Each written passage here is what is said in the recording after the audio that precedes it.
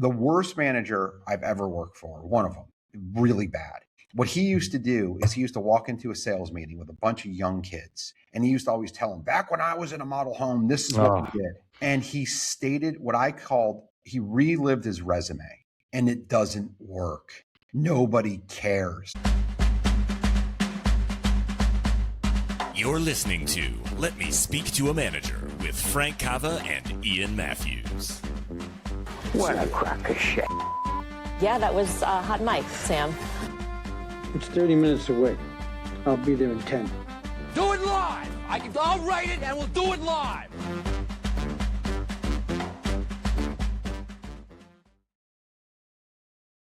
Frankie. Ian, you son of a bitch. Frankie. What's going on, buddy? We had a busy week, Ian. We released a podcast on Monday, and we got a lot of text traffic, and I'm starting to second guess myself. I almost said, you son of a bee, to start this show. I used a reference about scaring somebody with something, and many people laughed, but a couple people were like, can you edit this? Like, oh God. Yeah, one of my clients really liked our podcast on how to negotiate without dropping your price, but wanted me to drop a few choice lines that Frank used. But the rest of my clients really loved Frank's funny humor and went ahead and forwarded it to their team anyway. Didn't really give a damn. So that's good. Different strokes, different folks. The best part of the story, though, is me responding to said client saying, ha ha ha, no. I don't know how to edit that out if I wanted to. Sorry. No offense. It's probably something you can do in the software. For the boys. Guess this one's for the boys, because I don't know how to beep out a swear word. That sounds pretty. You think we got AI over here? We don't have that kind of stuff. We're working on AOL. We'll put it in the show notes. We are putting it in the show notes. People do like your foul language, though, Frankie. I'll try to be better. I just started a Leadership Essentials cohort this week, which is my management class. I do it for first-time managers, but also executives. I just tailor it. But I had a team call full of 6 managers, and they'd all been in the job for maybe like 3 months, Frankie. And I always kind of go around the room, and I'm starting with your group this tomorrow. With your group, so same schedule, but I always kind of just start with, hey, what's something that you're struggling with out of the gate? Something that's on your mind that you just want to talk about, something that you don't exactly know how to handle. And one of the most consistent things I hear from new managers, Frankie, is, when do I speed up the pace? How do I get my team to care as much as me? How do I increase the sense of urgency, right? There's a lot of kind of, they just don't move as quickly as I would like them to, or they don't respond to things, or I feel like, and this usually comes from the first week of this class, is about micromanagement and delegation, and why are you involved in things that are your team's job? And that's the number one thing I hear from people, and why they don't delegate more is because it bugs them that they could do it in half the time. Like, I just want to keep the pace moving a little bit. And I thought it was interesting that I was hearing a lot of that this week. And in our prep for this, we didn't really know what topic we were going to talk about, but Frankie was excited to kind of tell me about something he caught in his business and fixed quickly. And I was like, that's it. That's a sense of urgency. So business owners in general, we have more of a sense of urgency than the average bear in a big company. And the reason is, it's our money. You are spending our money. And when you are not moving fastly, you are wasting our money. And we think about cash burn more than someone who works for a big publicly traded company where it seems like the money is infinite. There's more patience usually in big companies. But even in big companies, managers, executives, leaders, typically, if I start at the top, if I start from the CEO, the SVP, the president, they'll tell me they wish their VPs had more of a sense of urgency. Then you talk to the VPs. I wish my directors had more of a sense of urgency. Directors, wish my managers. And I'm talking about frontline managers this week. We're telling me we wish our frontline. So there's this thought, I guess, everywhere of everyone's not as intense as I am. And for someone like Frank, where being intense is the difference between making money in a month or not making money in a month, he's going to have more of a sense of urgency than everyone else. So Frankie, start off by just start at the beginning where you saw something getting off the rails this past couple of weeks. Yep. So what you were talking about earlier kind of reminds me of the generational debate. Every generation feels like the next generation doesn't give them enough These respect. lazy millennials. Right. So where I think that comes from is a lack of understanding of people. And I also think it comes from, especially in a corporate setting, it comes very much from people do not feel like they are autonomous or empowered enough to do. So we have talked here before. I've gone from in the teens in employees when we started this podcast all the way up into the 50s. And now I'm back into the high 30s, low 40s is kind of where we toggle as a business with our staff. So I am much more involved in sales than I used to be because I used to have a whole team. I had a sales manager. I had like an IT guy that ran I had a marketing person. So we've gotten rid of a lot of those things. And what we have built instead, and I've talked about this here multiple times, is we've built a series of reports and dashboards. So every morning at 5 o'clock in the morning, Salesforce sends me 6 dashboards. And every single day at 4 o'clock, I get a phone call from a live guy who works here, who you're going to work with. When you start doing the training, and we talk about everything. So every day I see it in the morning when I wake up, and I see it at 4 o'clock in the afternoon. So I know. But we've built a very, very color-coded dashboard. And this is something Ian and I both learned from a great book that was written by the Ford executive. American Icon is the name of the book. And everything in our business is a traffic light, red, yellow, green. And if we needed a fourth color, so we've incorporated an orange, which means it's more red than it is yellow. So everything in our business goes into one of those 4 colors. So this dashboard is very tactile. Shows up at 5 o'clock in the morning. I look at it and I look for green. If I see orange, or red, or yellow, I know I have a problem. So we had a problem with the number of appointments we'd set based upon the number of days we had gotten to in the month. And because I had seen that, we immediately addressed it in our 8:45 a.m. call. So I'll kind of stop there and let you kind of dig in. So the executive that Frank is talking about is Alan Mulally, and the famous story in the book American Icon. Ford was on the brink of really disaster. Financial disaster. When he came in from Boeing, and they were just a problem, but their culture was a disaster. No one wanted to admit anything was wrong. And so he's looking at his financials with his CFO, and then he's having an operating meeting with all his presidents, and every chart they're throwing up about how they're doing has green arrows all over it. Mullally's like, guys, I'm confused.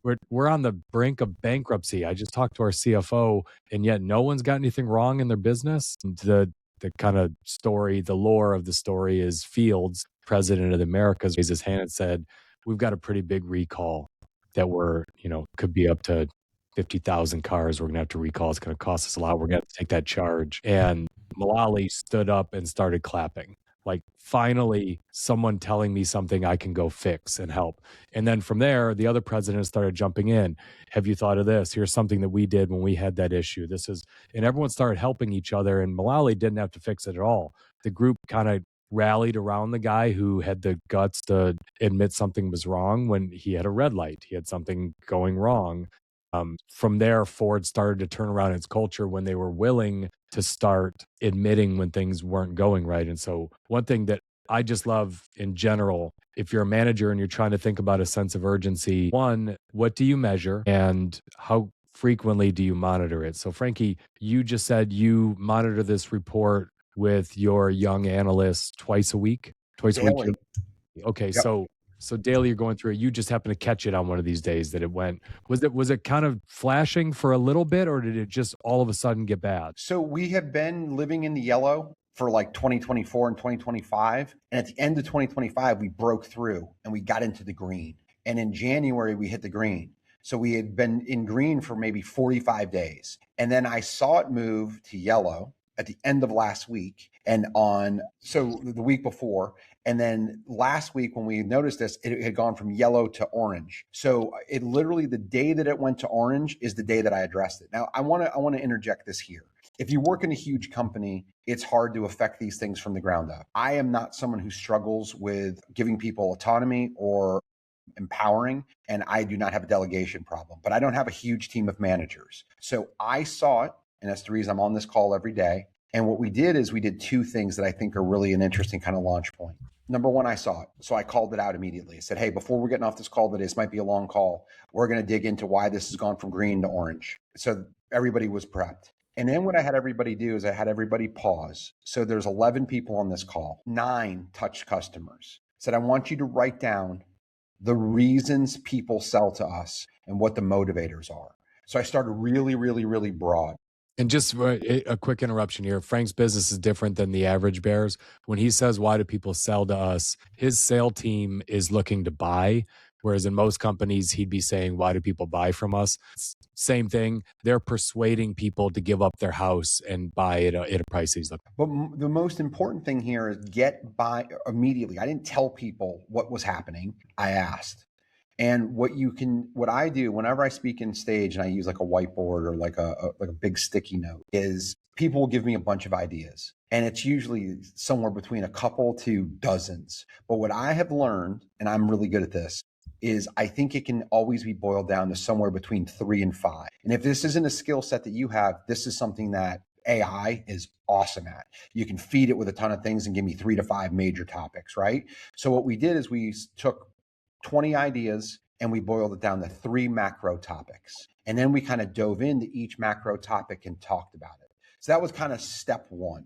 So we can kind of pause there before I get into what happened next. So this is like week 7 of the class that your people are about to go through. I call this a we will if exercise. And it's a core component of Six Sigma. So people that go get degrees as green belts, black belts, and Six Sigma, when you hear about it, all Six Sigma really is a change operation. It's a statistical way of measuring process improvement, which is what Frank is doing here. He's not calling it Six Sigma. He's not measuring it with statistics at the level that Six Sigma is. What he's doing, though, is getting up in front of a room and saying something is not ideal right now. Something's going the wrong way. We all know it. Here's the outcome. Here's the intended outcome.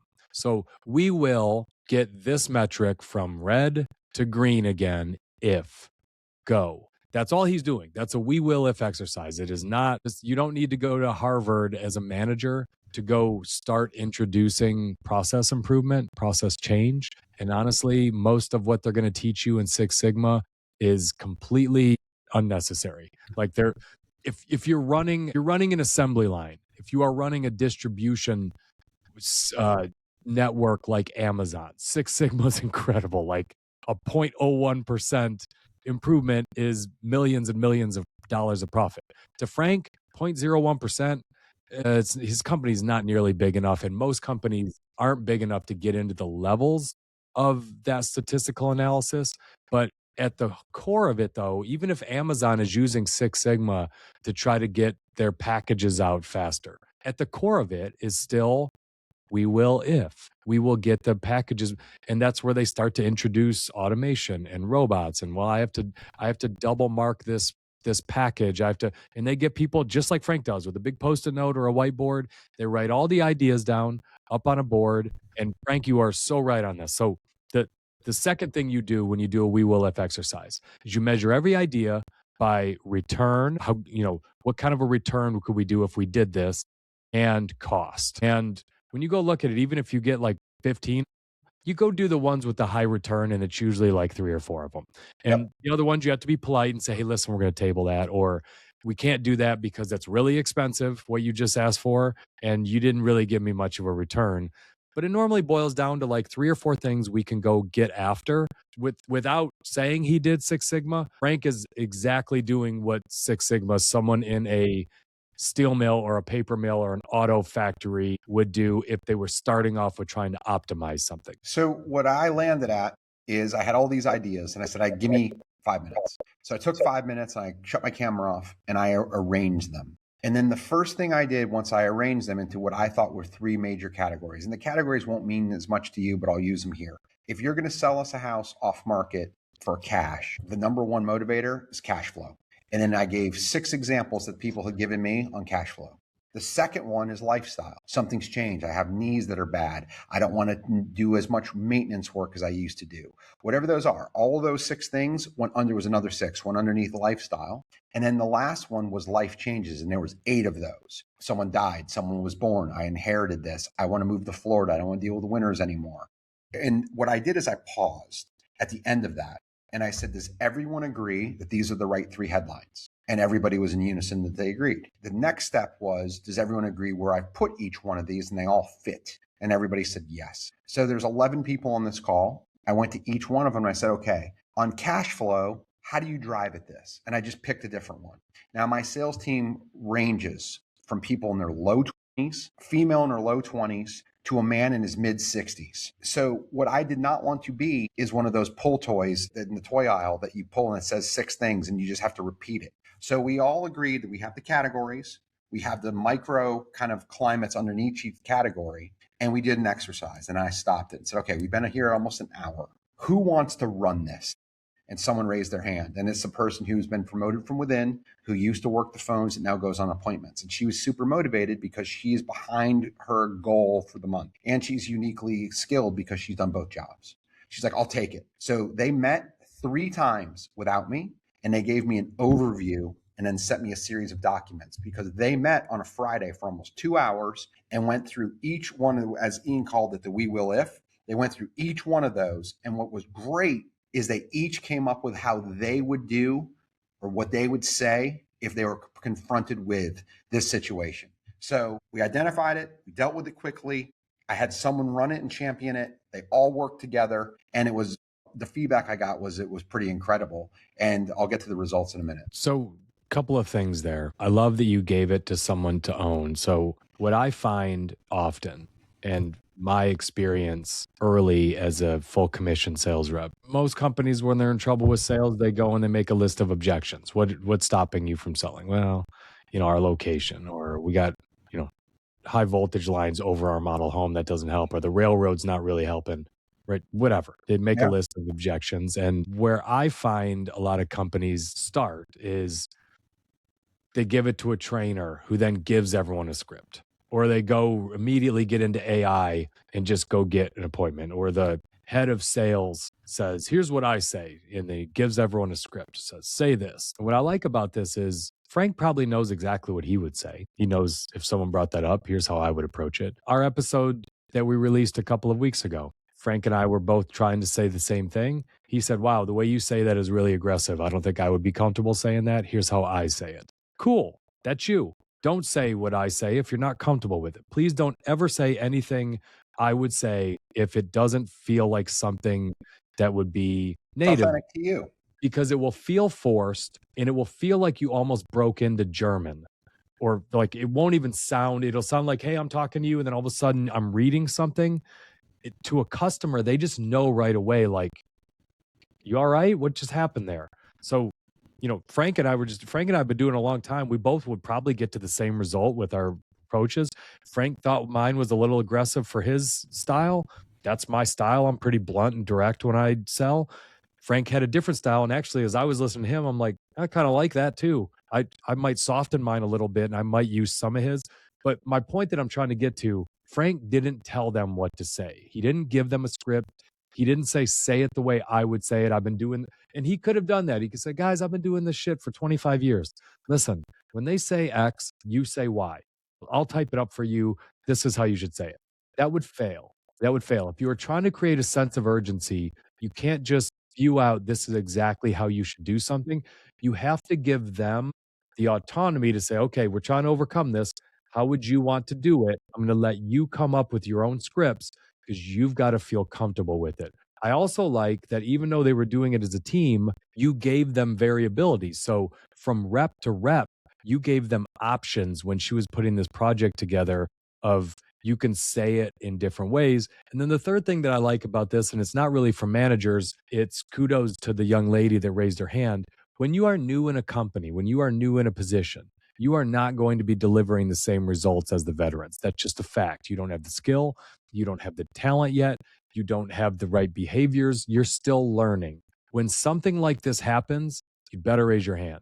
If you're not producing on a scale of the veterans in the office, and there's another way you can add value, even if that's just bringing a lot of ideas together, organizing it, presenting it. She added value to Frank in an area that wasn't sales related, because she's not yet adding the value that she will when she gets more. So if you're listening to this and you're not even a manager, that's not extra work. That's just being smart and trying to give a return on the money that he's spending to keep her employed. So I learned this lesson early when we build house on spec, which means we guess who the end user is going to be and what they're going to want. And I sold a house many, many years ago, and I picked a siding color, and the realtor hated it. And when the question came up, why did you pick the siding color? The realtor goes, I don't know. And when she called me, she said that.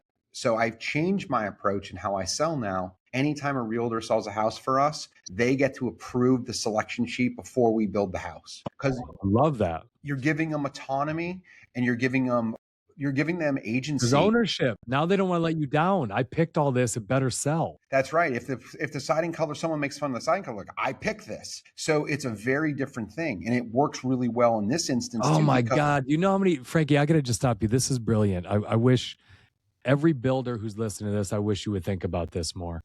Do you know how many times I've walked into a house when I've been a buyer and I asked the realtor, like, yeah, why'd they pick this selection for it? And they say something like, wouldn't have been my choice.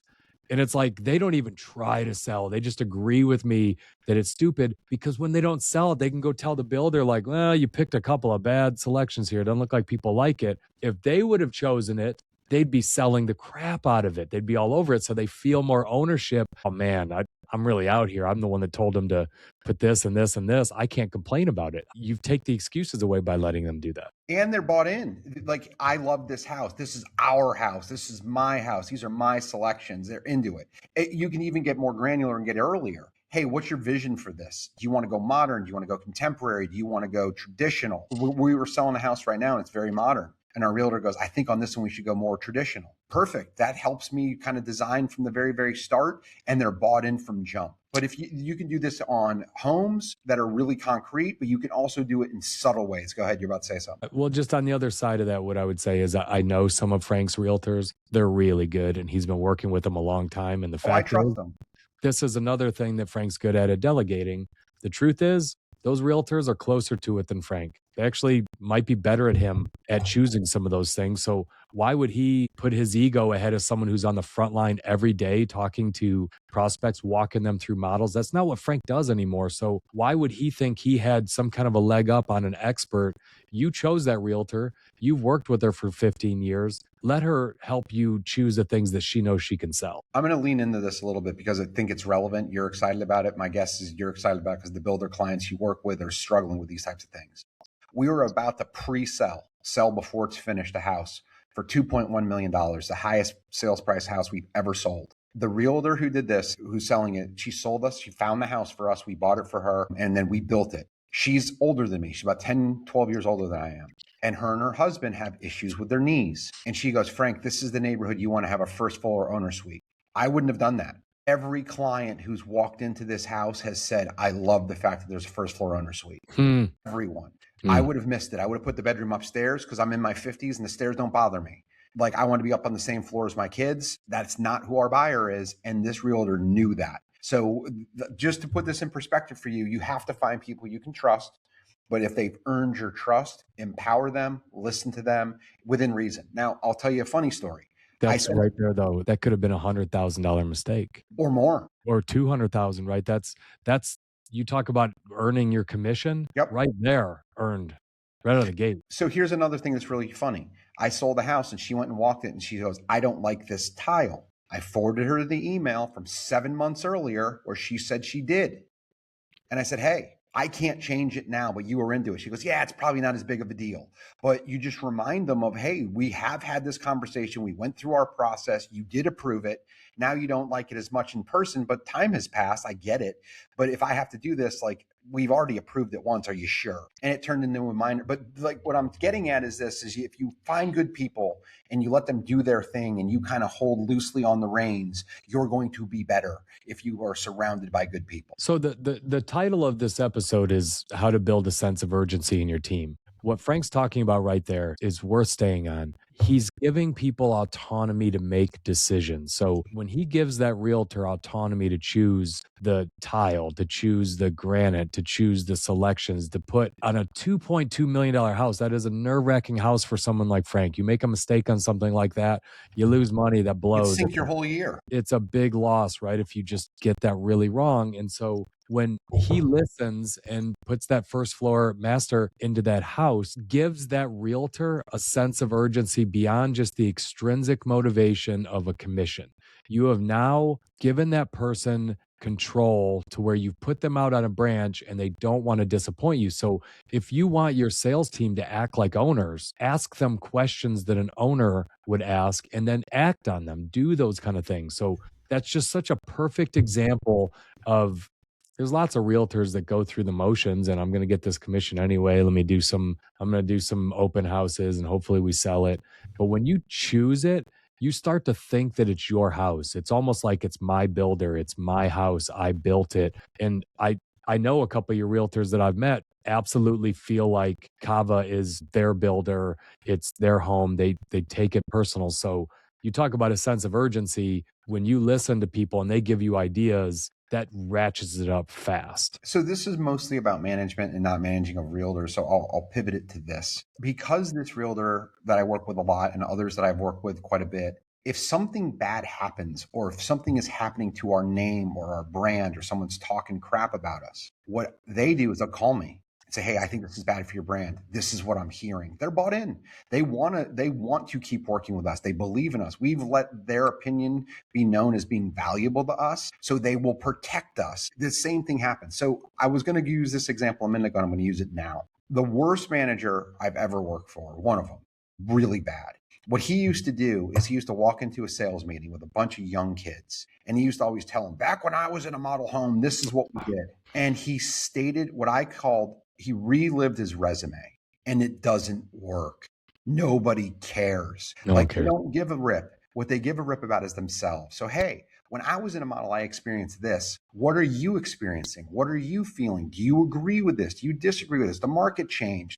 Are you synthesizing it differently? So you can still use your experience, but you pivot your experience in a different way. And I think that's what we did here with this exercise is I identified it. I talked about it. I made sure everybody knew if we don't hit these metrics, it's bad for all of you. If we hit the green for the month, everybody gets a cash bonus. Boom. All my commission people make more money. Boom. Everybody's motivated in the same line. So if I just start droning on, they tune me out. But I started making it personal. I got around the fact that, hey, do you guys agree that this is something we are all experiencing? And then let's make it really, really, really individualized. And that's kind of how we attack. So you created a bunch of new scripts. You put them in place. From the time you saw this go red and called this first meeting until you had these new scripts in place, how much time did that all take? So we had our meeting on a Tuesday morning. They all met on a Friday. We got 2 houses. We had 2 appointments set, which was the hope and goal of all this, that day by people literally using the script from that morning. So it wasn't even perfected or finished yet, but simply by calling it out immediately. And we had gone from orange to green. So up 2 rungs on our measuring in 3 days. So we went from we're going towards red to we are now achieving at above benchmark. And we did it in 3 short days. That's awesome. That's awesome. That's in business, you can't sit on things that go yellow, that go red, that go orange. When it happens, you got to pull everyone together, ask why, genuinely be interested in what they're doing without pointing fingers at them, and then try to figure out what they think the solutions would be, and then evaluate which are the best. That's your job as the leaders to figure out which ones from a cost benefit analysis perspective. And yeah, you got to do that work. You got to do that heavy lifting. Then give them a chance to go put in place what they want to do. That's that simple. Are we one of the smaller companies you work with from a manager's, like a size of company and number of managers and employees, right? Smallest, yeah. Yeah, by probably a factor of 10. Smallest, yeah. Yeah, but by a big number. So my point is, if you work at one of the bigger companies, these metrics and things are in place. And it's up to you to just not be blind to them, pay attention to them, and see how can you kind of put yourself in there. We're going to get to that in a second. But the other side of it is, if you're really small, like maybe you're my size, well, then you probably have some data, some dashboards, some things in place. But what if you're smaller than me or single operator? 15 years ago, I would not have known this had gone orange until months had gone by. So what do you need to put in place that you see on a regular basis that you can track? A lot of the people who have trouble running a business like I do don't see this thing until their quarterly reports come out. So being able to get a snapshot close to real time matters, and being able to react to it is the magic. Yeah. And you got the result that you wanted. Now you're looking for the next thing that's going yellow. It's never over. I guess my point is, as a manager, you never declare victory. It's never like that. I guess just moving on in general, and it's to something you just said, Frankie, when the Persians and the Spartans initially went to war, right? The generals of both sides motivated their teams to have a sense of urgency, but they took a very different route. What was the different route? Like, as you think about the Persians, how were they getting their army to have a sense of urgency? So there's something I listened to, and they were talking about the Odyssey coming out and how excited everybody is because Christopher Nolan's doing it. And one of the guys is like, that's the world's worst book. Well, that's not true. It's the second worst book. The worst book is the Iliad. So all I can Heard first on the Let Me Speak to a Manager podcast. yes. So I don't know. I'm going. I could talk about slinging shacks in Richmond. You please. You've seen the movie 300, haven't you? I actually haven't. Okay, well, the Persians, largely their army were slaves. They were slaves from other countries that they'd already conquered. They had millions of people in their army, and they brought them all across the ocean against their will. The way they got them to charge into war was whips. They hit them in the back with whips, and they poked them with spears. And if you tried to turn and run away, they killed you. They'd stabbed you. So everything was against the blade. The Spartans, and the reason why the Spartans 300 held up against this horde of army is their purpose was different. They were trying to protect the people that were back home. They had something to fight for. They had meaning. They were losing to the Persians in that moment meant that their wives, their children would become slaves, that they would lose their home.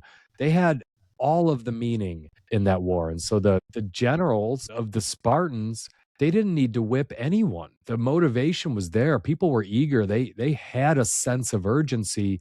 It was already there. And there's a behavioral psychologist by the name of Teresa Amable, and she's a Harvard professor, and she studied organizations, and her research just found that the most important motivator of teams in the corporate work world is making progress in meaningful work. Do I feel like I'm making progress? So going back to what Frank did, they were stuck. They were not converting at a great level, and they all got together and they put a little solution together, and whether it worked or not, they at least felt like they were in some semblance of control and making progress against something that was an obstacle. And that's how you create a sense of urgency. It's not with the whip.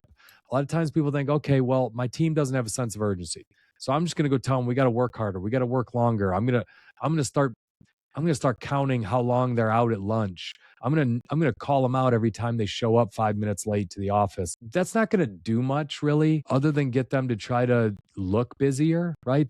If you tell them to do that, they won't get more productive. They'll just try to stay under your radar, or they'll start putting great shows out to let you know, like, hey, I'm doing a little extra. Hey, working the weekend. I'm going to send a couple emails on a Saturday just so you think that I'm working a little more. But that's still not creating a sense of urgency, because there has to be meaning behind it other than just the whip. So what you're talking about in this war example, it was also something that came up in the movie Braveheart. So the Braveheart was the Scots versus the English. The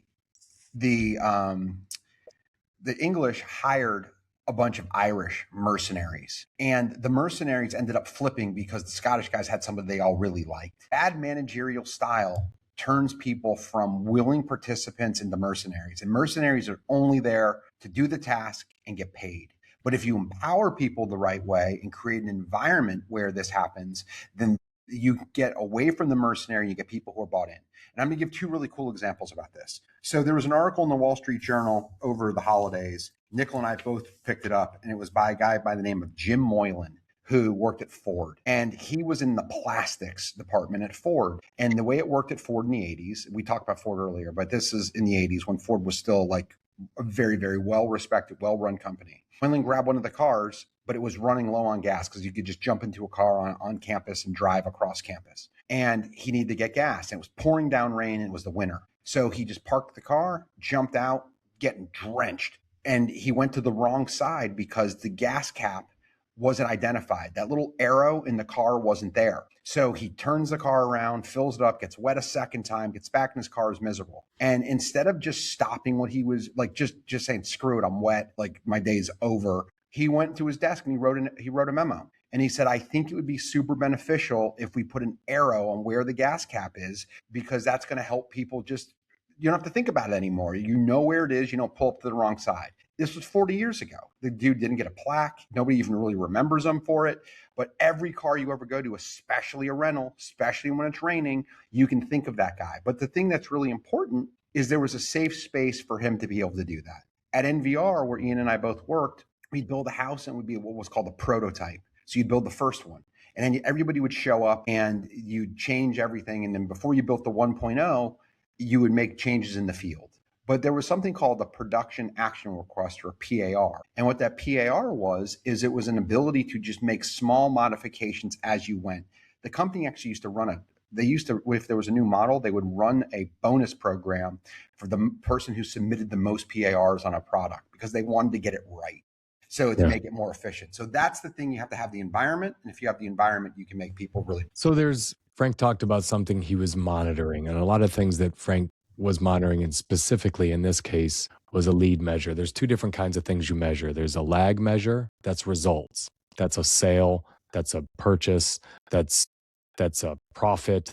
These are things that are set in stone. And then there's lead measures. These are the things that happen typically in advance of your lag measure that you're looking for. And you have to have your thumb on both of them. And I think the lead measures you want to pay attention to closer, and you're not looking for any one thing. So if you jump all over every lead measure every single time, you're going to feel like a micromanaging freak.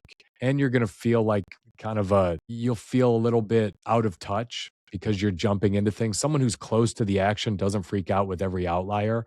They know that certain things are trends. They can read between what's a trend and what's changed. You want to kind of see it a little bit. You want to see, Frank just said, we've been watching, we were yellow for a while, then we got green, then when we were yellow, it moved around a little. He didn't just panic the first time he saw a red week.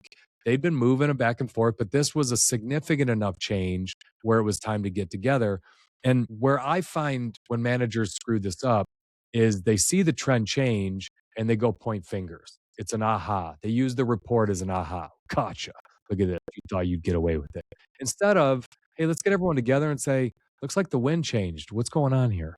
Like something different out there? Something going on? Something changed with the traffic? Something changed with customers? Are we feeling something in the economy? Where you kind of you just start with curiosity instead of starting with blame. And that's exactly what Frank did in this. He didn't go start blaming. He didn't go pounce on the rookie who probably had the most red of everyone. Say, man, this just isn't working. He got everyone together and said, looks like everyone's kind of trending this way. So they felt a little bit of unity in this. But between your lead measures and your lag measures, with the lead, you have to just see when it becomes a trend and it's not an outlier, it's not data, and always start with curiosity. If you start with curiosity, you will have more of a sense of urgency from your team because that curiosity, they're going to put out, and it might sound like excuses. That's okay. They're going to say, these are some of the reasons that are behind it. But if you give them a chance to solve it themselves, they'll start to feel meaning because I'm the one that came up with this, so I better do something about it. So I'm in the real estate investing space, and many people that I work with or have networked with or mastermind with got nuked in 08 to 10. And they all kind of think about going back there. And what I have pointed out to many of them is like, you're not the same person anymore that you were 15, 20 years ago. Like you've evolved, you've gotten better. So what I noticed with this dashboard is we had achieved a new standard, but people were allowing themselves to slip back. A great example of this is you get a child who I potty trained my wife and I recently. So what ends up happening is one of your kids will get to a point where it's like they're not peeing in their diaper overnight, so you go to underwear. But then what happens invariably is they have a bunch of accidents, and you got to just remind them, like, look, we can go back to the diaper, but you've gotten to the point where you've gotten away from that. Don't forget, like, you're capable of doing this. You had done it for a long period of time. So you have to kind of pick and choose your spots. You're not a jerk to your kid because they have an accident. It's part of the process. It's the same thing when you see a dashboard slip. If you've earned a new skill set and you deserve to be held to a higher standard, ask about it. Has something changed? Something meaningful happened? Because we've been able to achieve this goal. Should we be able to hold ourselves to that standard again? And if the answer to that is yes, you have a much more open and willing group of people to talk to. And that's how you can continue to push and drive for a new standard. So, Frank, I noticed after doing this podcast for 6 years that still nobody's listening. You got any ideas on what we could do? We will get people to listen to this podcast. Should we try one of those ourselves? So here's what I did today. Here's what I did today for the mysterious person. I had not cursed one time. So I used a new standard. If this is meaningful to you, the we will listen all the way through if Frank doesn't curse. Guess what? I did not curse one time. It's been in my head the whole day. Don't slip up, Frankie. Yeah. So, Mark, if you are listening, that was for you. You can forward this to your team. There were 0 curse words in here, nothing that's going to get you in trouble with HR. So, if you are new to this podcast and you are one of our new listeners, we appreciate you. Please follow us. Please give us a 5-star review with some comments. That would be awesome. And If Frankie, you look give us like a a 5-star review, we will ship you a T-shirt. we will ship you a T-shirt, and we have every color you can think of, and it's very soft cotton, very nice. Yes. Frankie, great job. Way to Great stay episode, curious. Ian. Good talking to you, buddy. See you, buddy.